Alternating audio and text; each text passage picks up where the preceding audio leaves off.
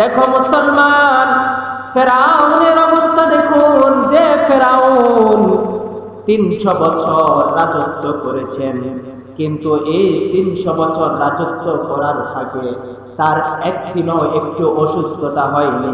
কোনদিন জ্বর, সর্দি, কাশি, মাথা ব্যথা এবং বিপদ তার মধ্যে আসে নাই। কারণ সে আল্লাহ তাআলার খুব নাফরমানি ছিলেন। আল্লাহ তাআলা নাফরমানি করতেন। শেষ পর্যন্ত ওই ফেরাউনটাও নিজেকে খোদা দাবি মনে করতেন, কিন্তু আল্লাহ তাআলা ওই ফেরাউনকে কখনো তো বিপদ আপদ দেন নাই, কখনো তাকে অসুস্থতা বানান নাই। অপরদিকে হযরত ইব্রাহিম আলাইহিস সালাম আল্লাহ তাআলার খলিলুল্লাহ ছিলেন, আল্লাহ তাআলার বন্ধু ছিলেন, কিন্তু আল্লাহ সুবহানাহু তাআলা ইব্রাহিম আলাইহিস সালামকে অনেক পরীক্ষা করেছেন, তাকে অনেক বিপদ আপদ দিয়েছেন। কেন দিয়েছেন? আল্লাহ তাআলা ওই ইব্রাহিমকে ভালোবাসেন, এজন্য আল্লাহ তাআলা ওই ইব্রাহিমকে বেশি পরীক্ষা করেছেন এবং তাকে বিপদ আপদ তার মধ্যে ঢেলে দিয়েছেন। ইব্রাহিম আলাইহিস সালাম, আল্লাহ সুবহানাহু তাআলা ইব্রাহিম আলাইহিস সালামকে দুনিয়াতে কঠিন কঠিন বিপদ তার মধ্যে ঢেলে দিলেন।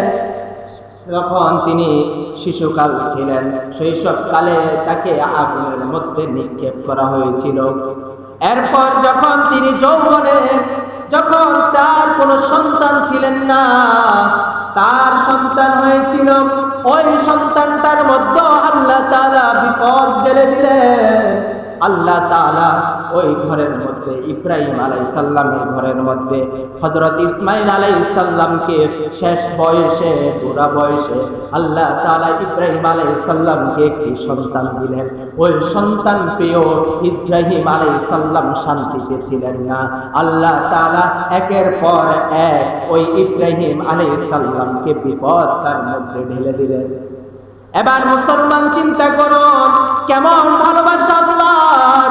আল্লাহ যাকে ভালোবাসে আল্লাহ তার প্রতি বিপদ ঢেলে দেয়, তাকে অসুস্থতা বানিয়ে দেয়। তাহলে চিন্তা করেন, নবীরা তো কোনো গুনাহগার ছিলেন না, তারপরও কেন আল্লাহ তাআলা তাদেরকে এত বিপদ দিলেন? তারপরও তাদেরকে এত কেন বিপদ দিলেন? এবার চিন্তা করার দরকার। আল্লাহ তাআলা একই উত্তরে বলেন, আমি আল্লাহ তাদেরকে ভালোবাসি, এই জন্য তাদের মধ্যে আমি বিপদ ফেলে দেই।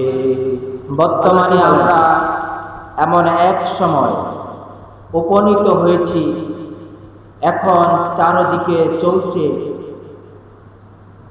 হাহাকার, শান্তি নেই, অশান্তি, কোনো তৃপ্তি নেই। যাকে জিজ্ঞেস করি, ভাই কেমন আছেন?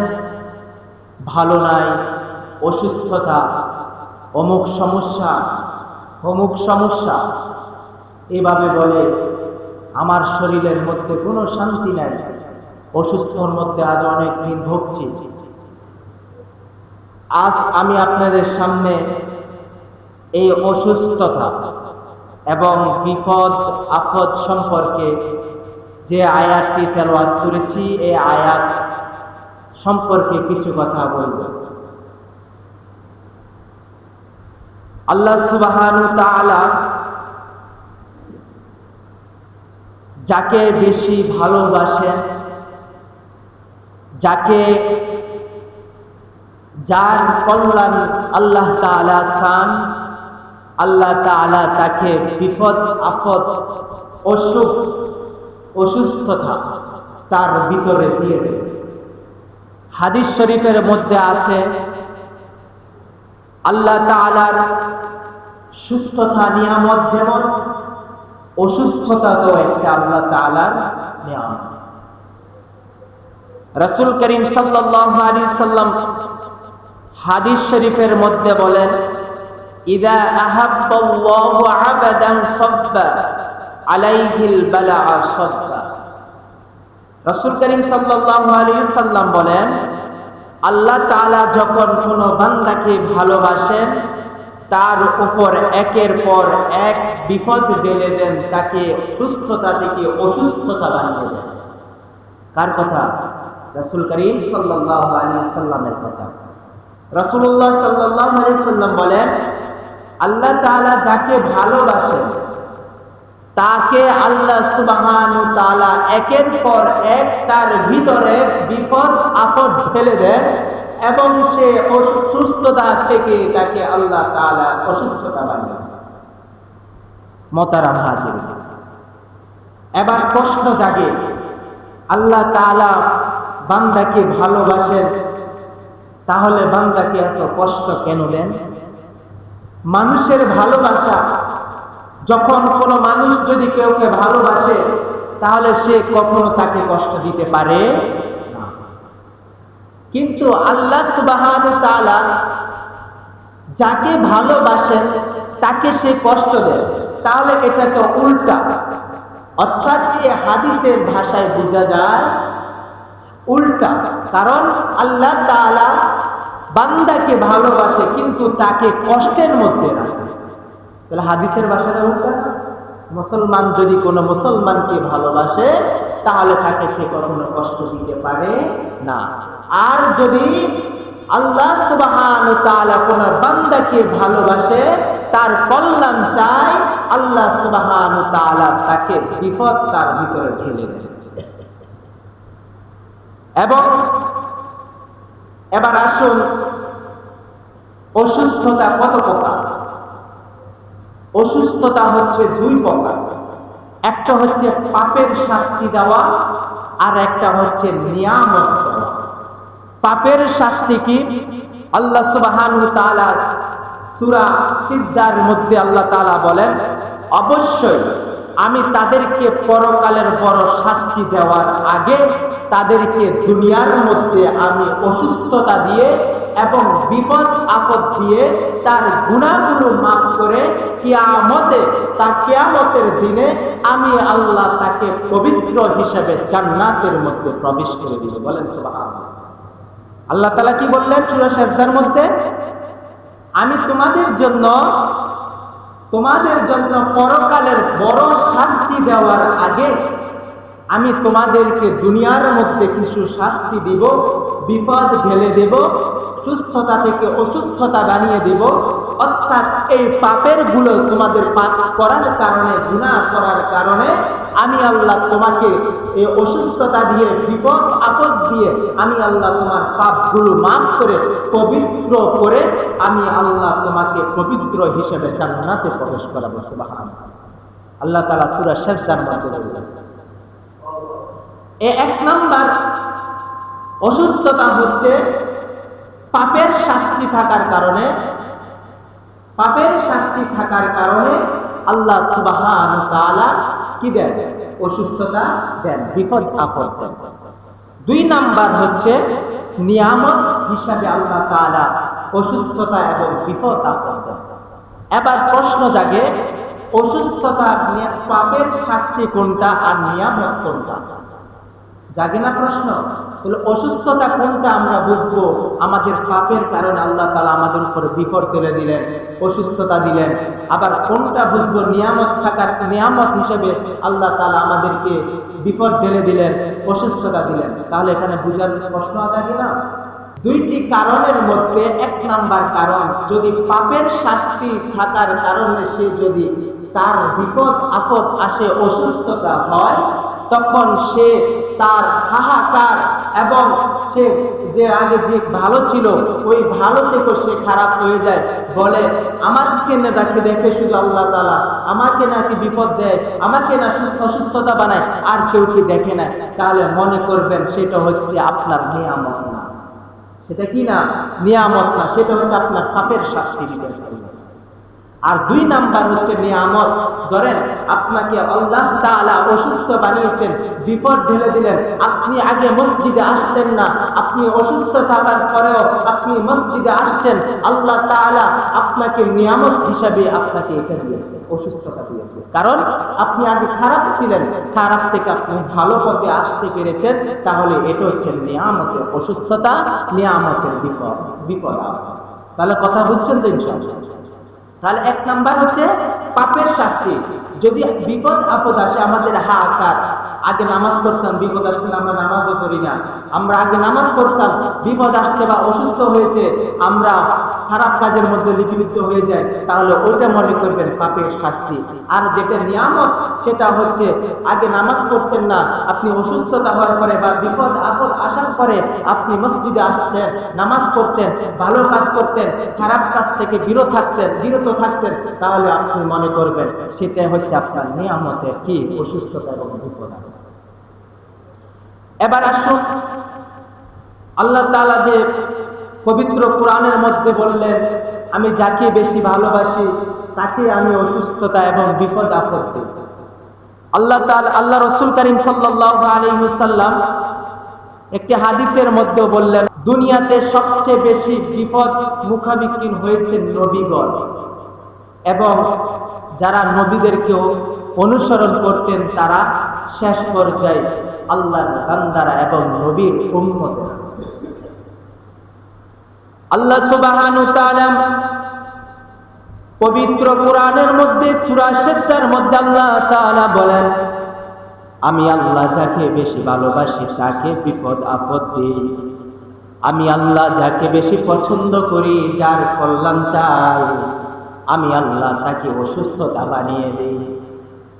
দেখো মুসলমান, ফেরাউনের অবস্থা দেখুন, যে ফেরাউন 300 বছর রাজত্ব করেছেন, কিন্তু এই 300 বছর রাজত্ব করার ফাঁকে তার একদিনও একটু অসুস্থতা হয়নি, কোনদিন জ্বর, সর্দি, কাশি, মাথা ব্যথা এবং বিপদ তার মধ্যে আসে নাই।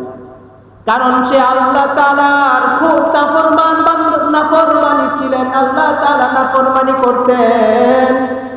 শেষ পর্যন্ত ওই ফেরাউনটাও নিজেকে খোদা দাবি মনে করতেন, কিন্তু আল্লাহ তাআলা ওই ফেরাউনকে কখনো তো বিপদ আপদ দেন নাই, কখনো তাকে অসুস্থতা বানান নাই। অপরদিকে হযরত ইব্রাহিম আলাইহিস সালাম আল্লাহ তাআলার খলিলুল্লাহ ছিলেন, আল্লাহ তাআলার বন্ধু ছিলেন, কিন্তু আল্লাহ সুবহানাহু ওয়া তাআলা ইব্রাহিম আলাইহিস সালামকে অনেক পরীক্ষা করেছেন, তাকে অনেক বিপদ আপদ দিয়েছেন। কেন দিয়েছেন? আল্লাহ তাআলা ওই ইব্রাহিমকে ভালোবাসেন, এজন্য আল্লাহ তাআলা ওই ইব্রাহিমকে বেশি পরীক্ষা করেছেন এবং তাকে বিপদ আপদ তার মধ্যে ঢেলে দিয়েছেন। ইব্রাহিম আলাইহিস সালাম, আল্লাহ সুবহানাহু ওয়া তাআলা ইব্রাহিম আলাইহিস সালামকে দুনিয়াতে কঠিন কঠিন বিপদ তার মধ্যে ঢেলে দিলেন। যখন তিনি শিশুকাল ছিলেন, শৈশবকালে তাকে আগুনের মধ্যে নিক্ষেপ করা হয়েছিল। এরপর যখন তিনি যৌবনে, যখন তার কোনো সন্তান ছিলেন না, তার সন্তান হয়েছিল, ওই সন্তানটার মধ্যে আল্লাহ তাআলা বিপদ ঢেলে দিলেন।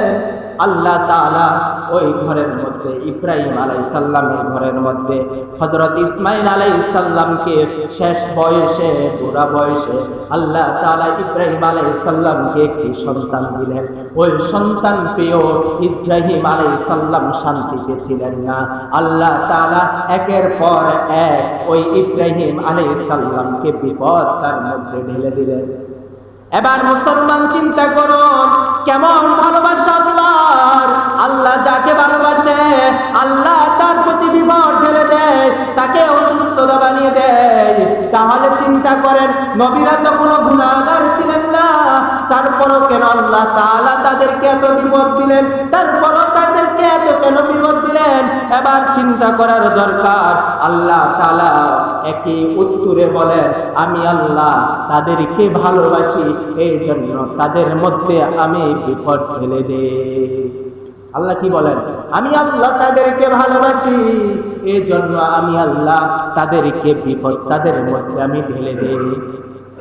অপরদিকে বুখারী শরীফের মধ্যে আম্মা জান আয়েশা রাদিয়াল্লাহু তাআলা হাদিসটি বর্ণনা করেন এবং বলেন, আমি রাসূলুল্লাহ সাল্লাল্লাহু আলাইহি সাল্লামের মতো আর কারোর এমন অসুস্থতা দেখি নাই, এমন রোগ ব্যাধি দেখি নাই যত লোক রাসূল করিম সাল্লাল্লাহু আলাইহি সাল্লাম অসুস্থতা ভোগ করেছেন, বিপদ আপদ ভোগ করেছেন, তার শরীরের মধ্যে সে এমন ভাবে শুয়ে থাকতেন মাথাটাও বিছানা থেকে উঠতে পারতেন না। আর আমার ঘরেও আম্মা জান আয়েশা রাদিয়াল্লাহু তাআলা বলেন, আমার ঘরের মধ্যে এও আজ থেকে 2 দিন নয়, 3 দিন নয়, 2 মাস কোনো রান্নাও হয় না। আল্লাহ তাআলা তার ভিতর তার ঘরের মধ্যে বিপদ ঢেলে দিলেন। এমন রাসূল করিম সাল্লাল্লাহু আলাইহি সাল্লাম এমন বিপদ তিনি সহ্য করলেন। ক্ষুধার জ্বালায় রাসূল করিম সাল্লাল্লাহু আলাইহি সাল্লাম পেটের মধ্যে পাথর বেঁধে রেখেছেন। ও মুসলমান, মুহাম্মদ সাল্লাল্লাহু আলাইহি সাল্লাম তো আল্লাহ তাআলার প্রিয় বন্ধু, আল্লাহ তাআলার প্রিয় বান্দা। আল্লাহ তাআলা যাকে সৃষ্টি না করলে কিছুই সৃষ্টি করতেন না, তাহলে তার ভিতরেও কেন এত বিপদ আপদ আল্লাহ তাআলা ঠেলে দিলেন এবং এত অসুস্থতা কেন দিলেন? তার একটাই কারণ হচ্ছে আল্লাহ তাআলা ওই বান্দাগুলোকে আল্লাহ তাআলা একবারে ভালোবাসেন। শাহ আলী থানভী রাহমাতুল্লাহ একটি কিতাবের মধ্যে লিখেছেন, এক শহরে 2 জন লোক বাস করতেন। ওই 2 জন লোকের মধ্যে একজন ছিল ইহুদি আর একজন ছিল মুসলিম। ওই 2 জন লোক শহরের মধ্যে থাকে। শাহ আলী থানভী রাহমাতুল্লাহ কিতাবের মধ্যে লিখেছেন অসুস্থতার ব্যাপারে, মানে আল্লাহ যাকে বেশি ভালোবাসেন ইহুদি এবং মুসলমানদেরকে দিয়ে আল্লাহ তাআলা বুঝাইলেন, আমি যাকে বেশি ভালোবাসি তাকে আমি পরীক্ষার মধ্যে তাকে উত্তীর্ণ করে তাকে জান্নাত দিই। তখন আশরাফ আলী থানভী রাহমাতুল্লাহ আলাইহি তিনি একটি কিতাবের মধ্যে লেখেন, এক শহরের মধ্যে 2 জন লোক ছিলেন। তার মধ্যে একজন ছিল ইহুদি আর একজন ছিল মুসলমান। ওই ইহুদি এবং মুসলমান দুটোটাই একদম অসুস্থ। তারা মৃত্যুর মধ্যে ছটফট করতেছে। ওই ইহুদির ব্যক্তিটা মনের মধ্যে জাগলো নদীর মাছ খাওয়ার জন্য। কি মাছ খাওয়ার জন্য? নদীর মাছ খাওয়ার জন্য ইহুদি ব্যক্তিটা। আর অপরদিকে ওই মুসলমান বান্দাটার মৃত্যুর মধ্যে ছটফট করতেছে। আর তার মনের মধ্যে জাগলো জৈতুন তেল খাওয়ার জন্য। আল্লাহ তাআলা 2 জন ফেরেশতাদেরকে ডাকলেন, ও ফেরেশতারা তোমরা এদিকে আসো। 2 জন ফেরেশতাকে বলল, একজন ফেরেশতা অমুক শহরের মধ্যে যাইবা, অমুক শহরের মধ্যে যাই দেখবা একজন ইহুদি ব্যক্তি তিনি মৃত্যুর মধ্যে ছটফট করতেছে। তুমি তার মনের মধ্যে নদীর মাছ খাওয়ার জাগলো, আশা করলো নদীর মাছ এখন কোথাও পাওয়া যাবে না, তুমি যাও একটা নদী থেকে একটি মাছ নিয়ে তার পুকুরের মধ্যে ঢেলে দাও এবং তার আত্মীয় স্বজনগুলো ওই মাছটা ধরে যাতে তার নেক আশাগুলো পূরণ করতে পারে, তার আশাটা যাতে তার আত্মীয় স্বজনগুলো ওই মাছ হিসেবে খাইয়ে তাকে কবুল করতে পারে। প্রথম ফেরেশতা চলে গেলেন। যাওয়ার পর ওই একটি নদী থেকে একটি মাছ নিয়ে ওই বাড়ির মধ্যে, ইহুদির বাড়ির মধ্যে পুকুর ছিল, ওই পুকুরের মধ্যে নদীর মাছ ঢেলে দিলেন। অপরজন ফেরেশতাকে বলল, ও ফেরেশতা তুমি অমুক শহরের মধ্যে যাও, অমুক শহরের মধ্যে গিয়ে দেখবা একজন মুসলমান বান্দা মৃত্যুর মধ্যে ছটফট করতেছে। তার মনের মধ্যে জৈতুন তেল খাওয়ার জাগলো, কিন্তু তার ঘরের মধ্যে যাই দেখবা আলমারির মধ্যে জৈতুন তেল আছে। ওই জৈতুন তেলগুলো তুমি ফেরেশতা আলমারি থেকে নিয়ে তুমি জৈতুন তেলগুলো ফালাই দিবা। এরপর একের পর ফেরেশতা 2 জন ফেরেশতা তাদের দায়িত্ব সম্পূর্ণ করে আসলো। কিন্তু ফেরেশতারা আশ্চর্য হয়ে গেল, ইহুদিকে আল্লাহ তাআলা তার আশা কবুল করাইলো, কিন্তু অপরদিকে মুসলমান বান্দাটার আশা আল্লাহ তাআলা কেন কবুল করাইলো না? ইহুদি অসুস্থ মৃত্যুর মধ্যে কি করতেছে? ছটফট করতেছে। তো ইহুদির মনের মধ্যে কি জাগলো? নদীর মাছ খাওয়া জাগলো। আর অপরদিকে মুসলমান বান্দাটা জৈতুন তেল খাওয়ার মনে জাগলো। কিন্তু আল্লাহ তাআলা ওই ইহুদিকে মাছ খাওয়াইলেন, কিন্তু মুসলমান বান্দাকে কি খাওয়াইলেন? জৈতুন তেল খাওয়াইলেন না। এবার দায়িত্ব পালন করেন ফেরেশতারা আল্লাহর কাছে এসে বললেন, ও রব্বি আল্লাহ, আপনার দায়িত্ব আমরা সম্পূর্ণ করে আসলাম। এখন আমাদের প্রশ্ন হলো, ইহুদি আপনার নাফরমান বান্দা, সে আপনার নিকৃষ্ট বান্দা, অপরদিকে মুসলমান তো আপনার প্রিয় বান্দা, কিন্তু আপনি ওই নাফরমান বান্দা আপনার আশাটা তিনি কবুল করাইলেন, কিন্তু অপরদিকে মুসলমান বান্দা তো আপনার প্রিয় বান্দা, কিন্তু আপনি তার আশাটা কেন কবুল করাইলেন না? আল্লাহ বলেন, ও ফেরেশতারা, তোমরা আমার রহস্য বুঝবে না, তোমরা আমার রহস্য বুঝার এত সহজ না রে ফেরেশতা। আমি কেন ওই নাফরমান বান্দাকে নদীর মাছ খাওয়াইছি, তার আশাটা কবুল করাইছি জানোনি? তাহলে শোনো, আমি আল্লাহ ফেরেশতাদেরকে বলতেছি, ও ফেরেশতারা শুনো, ওই ইহুদি বান্দাটা দুনিয়ার মধ্যে ভালো কাজ করত, দান সদকা করত, তিনি ভালো কাজগুলো করত, তার জন্য আমি তাকে ওই দুনিয়ার মধ্যে ভালো কাজের প্রতিদান আমি দুনিয়ার মধ্যে দিয়ে দিয়েছি, অথচ তার জন্য আখিরাতে আমি কিছুই রাখি নাই। কারণ একমাত্রই কারণ, সে যতই ভালো কাজ করুক না কেন, আমি আল্লাহর প্রতি তারা ঈমান আনে নাই। কি আনে নাই? ঈমান আনে নাই। আমি যতই তারা ভালো কাজ করুক, তাদের প্রতিদান আমি দুনিয়ার মধ্যে দিয়ে দিয়েছি, আখিরাতের জন্য তাদের জন্য শূন্য, কিছুই নেই। অপরদিকে মুসলমান বান্দাকে আমি আশাটা কেন কবুল করে নাই জানোনি ফেরেশতারা? ওই বান্দাটা আমার প্রিয় বান্দা, তিনি ভালো কাজ করতেন, খারাপ কাজ করতেন না, তিনি সবসময় ভালো কাজ করতেন, মাঝে মাঝে যদিও গুনাহ করতেন, ওই গুনাহগুলো আমি আল্লাহ ওই মুসলমান বান্দাকে বিপদ আপদ দিয়ে, অসুস্থতা দিয়ে আমি আল্লাহ তার গুনাহগুলো মাফ করিয়ে দিতাম। আর শেষ পর্যন্ত ওই মুসলমান বান্দাটা যখন মৃত্যুর মধ্যে ছটফট ছটফট করতেছে, তার মনের মধ্যে জাগলো জৈতুন তেল খাওয়ার জন্য, আমি আল্লাহ তার একটি গুনাহ মাফ করি নাই, ওই গুনাহ মাফ করিয়ে দিয়েছি হচ্ছে যে জৈতুন তেল খাওয়ার আশা করলো, ওই জৈতুন তেলটা আমি খাওয়াই নাই, ওই না খাওয়ার কারণে আমি আল্লাহ তার একটি গুনাহ দিয়েছিল, ওই গুনাহটা আমি আল্লাহ তারকে মাফ করে দিয়েছি। সুবহানাল্লাহ। আল্লাহ কি বলেন?